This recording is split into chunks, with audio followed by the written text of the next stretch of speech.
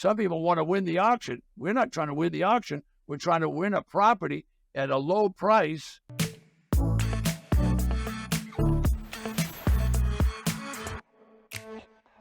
Welcome to What Are the Risks of Buying Tax Deed Property? Hey, look, anytime you invest in anything, there can be risk and, things you got to do right, things you got to do wrong. Well, we have Ted Thomas here. Ted Thomas is or even America's authority on tax deed investing. And glad to have you, Ted. You've got 30 years worth of experience. And, by the end of this thing, if you're watching this, Ted's going to, let you know some of the mistakes you got to look out for and how to do things right. So I'll tell you what, Ted, to start off, first question, real easy for folks out there who don't know. Could you explain just what is a tax deed property? Okay, tax deed property. Well, everybody wants to know that, so let's try to make it as simple as possible. All right, nationwide, all 3,000 plus counties try to collect property taxes. All right, now that's the treasurer's job to do that, and they send out notices and say you have to pay your property tax. There'll be a certain amount of people in each of the 3,000 plus counties that will not pay their property tax, whether they were sick or they passed away or they had some crisis. They didn't pay the tax. All right, so the county then will give them due process and send another notice.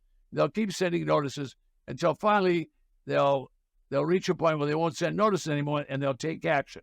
So the action they take is they're going to confiscate the property. They're going to take the property away from the property owner. They're going to seize the property. And when they seize the property, that's going to involve a tax deed. All right, now what is the county now going to do? The county now owns the property. The county does not want the property. I can assure you of that. Why don't they want it? The county wants the revenue from the property. So what the county will do is they will advertise, not only in the newspaper, but on the website that they have. They will let people know that those properties are available and they're willing to sell it. All right, so what are they going to sell it for?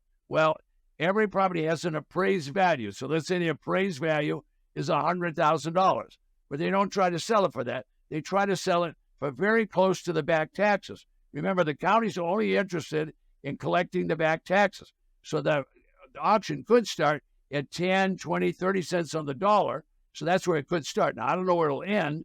The highest bidder will get it. So now you know what a tax deed is. It's something the county's going to sell because they want to get that property back on the tax roll. And when they sell it, they're going to sell it at a lower price than the market price. Does that help?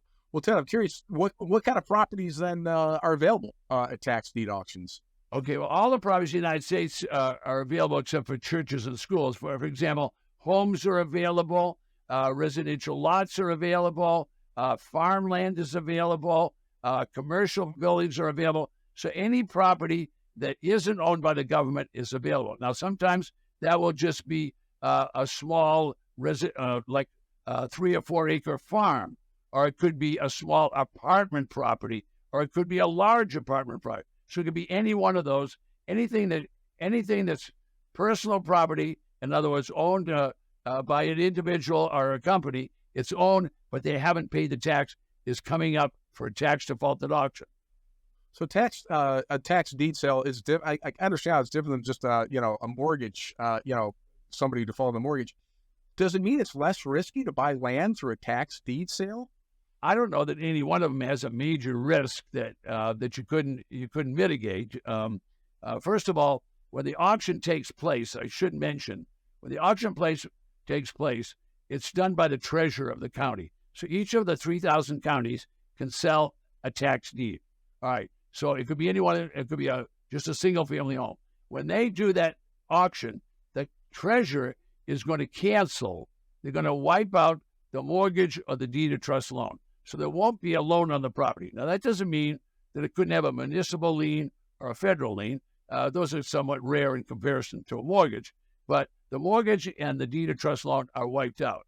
All right. Now, which is going to have more risk? Well, some people would say, I'd rather own land than own a residential house. Why? Because a residential house, when you got it at the auction, now you got to take care of it. You're going to have to secure it. You're going to have to make sure that someone's taking care of it all the time. The grass is still going to grow. It's still going to need to be taken care of. You're going to have to make sure the squatters don't get in it. You're going to have to figure out a selling process for it. So you're going to have to think out a lot of things when you get a property. So some people say, oh no, I think I get the land, and what can happen to the land? Maybe the grass will burn or something like that. But not like that. So I don't know that one has more risk than the other. One might be more challenging to sell than the other. All right, but all the properties have the ability that you can check on it to see if there's what the risks might be and then mitigate them.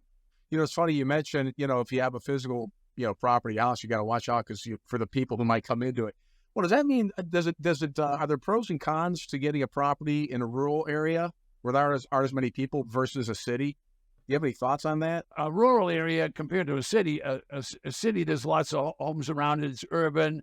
That can be a problem because people can see an empty property, and in some cases, kids go play in them and break the windows and do whatever. In other cases, people that don't belong might try to move into it.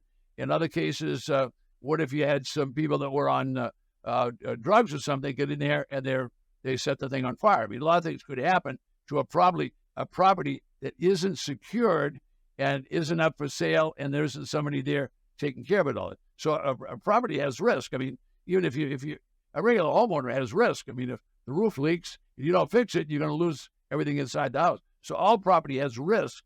However, a rural property, if it's a home, you probably have less traffic, so that's going to take you longer to sell it if you don't know how. But you have less risk of vandals and things like that, probably. At least that's my opinion.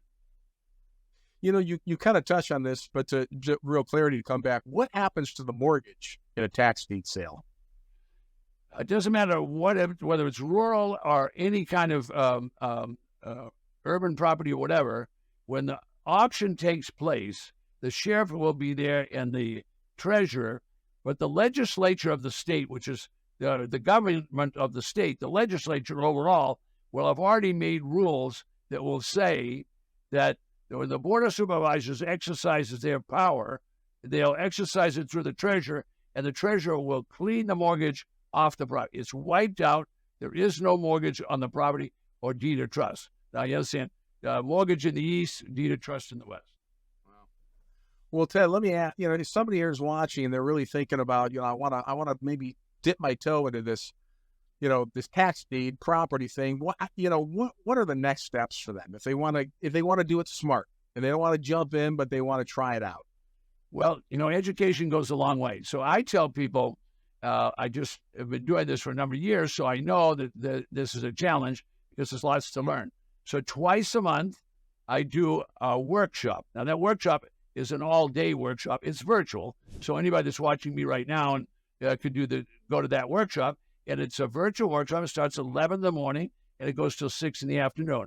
Now, time out, it costs $47. It's not free. I'm not an internet marketer and give stuff away. If you really want to learn tax liens and tax deeds, this is a valuable class, and I bring my people in, coaches, facilitators, experienced people, and they teach from 11 in the morning. We don't stop. You can eat your lunch. You can have your family there. You can bring your neighbors. Everybody who wants to watch can sit there and watch, and we will have lunch together, breakfast together, snacks together, and for the whole 6 hours, we're teaching people what to do. Then they can decide, do they know enough? Do they want to go forward? Do they want to get learning systems? Do they want to go do it on their own? They can do whatever. So they can learn about that. And once they go to that class, they will be not an expert, but they'll be sort of a mini expert. They'll know a heck of a lot more than they know than watching a couple of YouTube videos. And I've got 600 of those out here. Well, it's a great reason to start with your $47. Take advantage of Ted's introductory class. Ted, thank you so much for sitting with us. We really appreciate it.